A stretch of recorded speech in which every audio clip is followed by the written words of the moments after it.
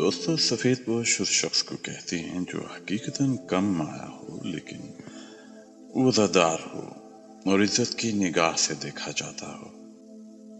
हिंदुस्तान में जब अंग्रेजों की हुकूमत थी तो उनकी इंतजामिया नंबरदार से शुरू होती थी, या जिसे हम लंबरदार भी कहते हैं या जेलदार भी कहा जा सकता है, और इन्हीं ओहदों से अंग्रेज हुकूमत की इंतजामिया शुरू होती थी।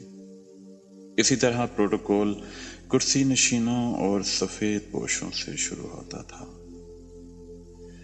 कुर्सी नशीन का एजाज उस शख्स को मिलता था जो अंग्रेजी फौज के लिए घोड़ों का इंतजाम करता था, फौजियों की भर्ती करवाता या फिर कोई खास मुखबरी वगैरह करता।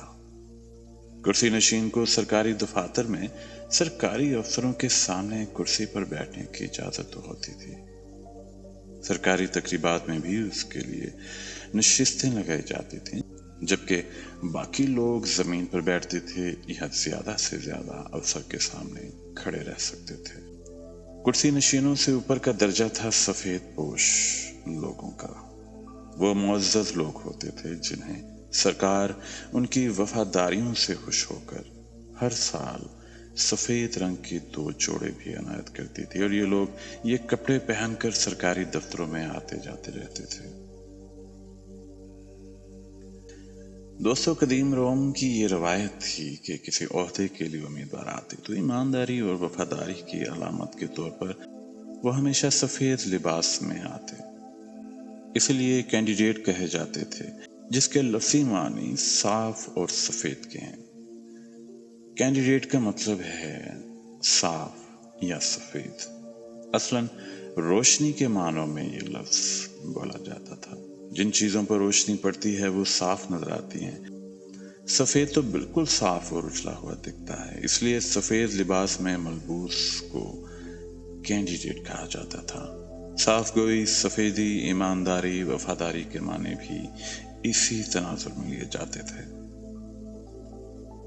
दोस्तों, अंग्रेजी लफ्ज कैंडिड आज भी साफ गोई के माने में इस्तेमाल होता है। अगर हम अंग्रेजी की लुगत उठाकर देखें, इसकी डिक्शनरी को देखा जाए तो उसमें कैंडिड के मानों में साफ गोई हमें देखने को मिलेगा।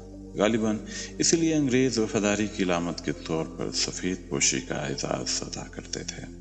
जिन लोगों को ये एजाज हासिल होता वो जरा मतवस्त तबका के लोग होते, लेकिन हकाम से ताल्लुकात उनके बड़े अच्छे हुआ करते थे। लोगों की सिफारिशें कर सकते थे, और इसी तरह मोहल्ले में, गांव में, तहसील की हद तक वो बहुत बाइख्तियार भी होते थे। भले वो दौलतमंद ना हो, लेकिन वफादारी में और भरम बना के रखने में उनका एक मकाम होता था और मुआशरे में इज्जत होती थी। 4 आदमी रोज किसी न किसी काम से घर पर आ जाते थे। ये सब करामात इसी सफेद पोशी की वजह से थी। अंग्रेज चले गए, लेकिन ये ओहदा भी न रहा।